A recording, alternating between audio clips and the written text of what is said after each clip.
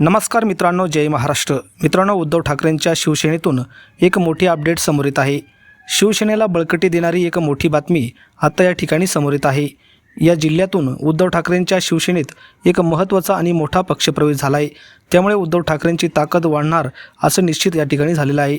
मित्रांनो, जाणून घेऊया सविस्तर बातमी। त्या अगोदर तुम्ही जर आपलं राजकीय वादळ यूट्यूब चॅनल सबस्क्राईब केलं नसेल तर चॅनलला नक्की सबस्क्राईब करा आणि बेल आयकॉनला प्रेस करा, जेणेकरून अशाच प्रकारचे नवनवीन व्हिडिओ व राजकीय घडामोडी सर्वप्रथम तुम्हाला या चॅनलवर बघायला मिळतील।